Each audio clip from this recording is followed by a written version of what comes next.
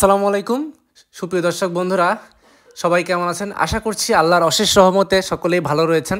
তো আলহামদুলিল্লাহ আমিও কিন্তু ভালো রয়েছি, আর ভালো রয়েছি বলেই কিন্তু সেই পর্যন্ত বিকেলে কিন্তু আমি আমার এই শশার জমিতে কিন্তু আসলাম।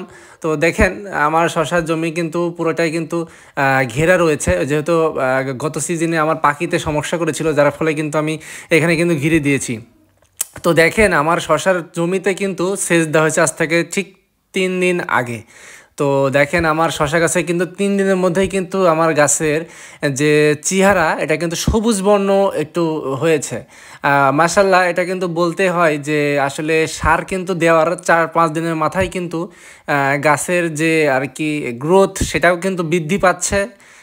প্লাস এখানে কিন্তু যে সবুজ যে রং, যে গাছের যে সবুজ ভাব, আপনার জমিতে গিয়েই কিন্তু গাছগুলো দেখেই ভালো লাগতেছে। এর আগে কিন্তু গাছগুলো ছিল একটু কোঁকড়ানো ভাব ছিল, এখানে মাকড় থিপ সাদামাছি এগুলো অনেক লাগছিল।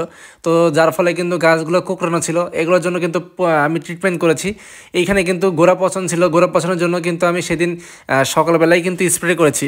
তো তার পরবর্তী কিন্তু দুপুরের পর কিন্তু পানি দেওয়া হয়েছে। দেখেন মাশাল্লাহ গাছগুলো কিন্তু খুবই সুন্দর সুঠাম রয়েছে।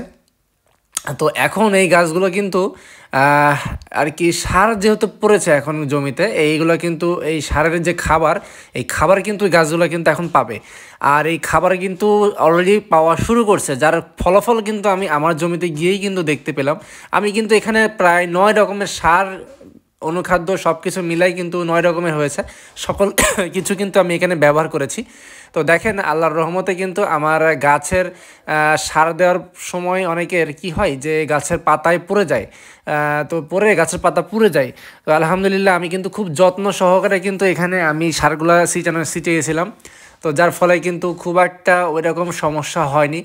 আপনারা দেখতে পাচ্ছেন যে গাছ নাই নাই নাই, আসলে তা না। এখানে কিন্তু আপনারা জানেন যে এই প্রজেক্টে কিন্তু পাখিতে খেয়ে নিয়েছিল, যার ফলে কিন্তু গড়া দেওয়া লাগছে। তো এখানে প্রচুর পরিমাণে গাছ গড়া দেওয়া আছে, প্রায় 400-র মতো গাছ গড়া দেওয়া রয়েছে, আর 800-র মতো গাছ কিন্তু এরকম বড় রয়েছে। তো দেখেন এখানে কিন্তু শিয়ালের উৎপাত আছে প্রচুর পরিমাণে, তারপরেও কিন্তু এইখানে কিন্তু কি হয় আর কি, যে যে নিচে যে নেট, দেখেন নেটের যে দড়ির সঙ্গে কিন্তু আমি তার দিয়ে দিয়েছি এবারে। তো দেখা যাচ্ছে দড়ি কাটলেও যেন তারগুলো না কাটতে পারে, তার ফলেই কিন্তু যেন এই লাইনগুলো নষ্ট না হয়ে যায়। অনেক সময় আছে কি বড় গাছের মধ্যে কিন্তু এগুলো কেটে দেয়, তখন দেখা যাচ্ছে যে গাছগুলো এলোমেলো হয়ে যায় বা নিচে পড়ে যায়, ঝুঁকে যায় এই লাইনগুলো। তো আলহামদুলিল্লাহ আমি কিন্তু এবার এখানে প্রায় 1000 টাকার মতো বা তার কিনেছি, সেগুলো কিন্তু এই নিচ দিয়ে কিন্তু আমি এই দড়ির সঙ্গে কিন্তু সেগুলোও কিন্তু লাগিয়ে দিয়েছি। আলহামদুলিল্লাহ এখন আমার প্রজেক্টের মোটামুটি গাছ খুবই সুন্দর অবস্থানে রয়েছে। যদিও গাছের বয়স 45-46 দিন, কিন্তু শীতকালীন গাছ হিসাবে গ্রোথ ঠিকই রয়েছে। এই গাছের গ্রোথগুলো কিন্তু বাড়বে এখন থেকে ঠিক নেক্সট 15 দিনের মধ্যে। আপনারা কিন্তু দেখবেন যে এই গাছের গ্রোথ কিন্তু অনেকটা বৃদ্ধি পাবে। এখানে কিন্তু এখন আমি বেশ কিছু পিজিআর এবং অনুখাদ্য ব্যবহার করব। এর মধ্যে রয়েছে অমৃত, হিউম্যানের গোল্ড, এখানে বুস্টার টিউব এবং বাম্পার, এইগুলো কিন্তু আমি এখন এখানে এক নাগারে কিন্তু স্প্রে করে দেব। তাহলে কিন্তু আমার গাছও বৃদ্ধি পাবে, গাছে ফুল ফলেরও কিন্তু অভাব থাকবে না। এই পরন্ত বিকেলে এসে কিন্তু আমি আমার গাছে দেখলাম যে কোনো রকম মাছি বা সাদা মাছি বা লাল মাকড় কোনো কিছুই কিন্তু আমি দেখতে পাইনি। আলহামদুলিল্লাহ গাছে এখন কোনো সব কিছু মানে মুক্ত, মানে রোগ নাই বললেই চলে।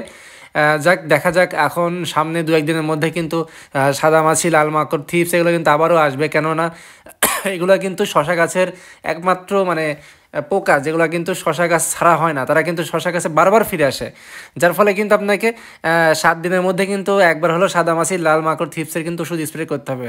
সকালে ভালো থাকবেন, সুস্থ থাকবেন, আমার চ্যানেলটি সাবস্ক্রাইব করবেন। আসসালামু আলাইকুম।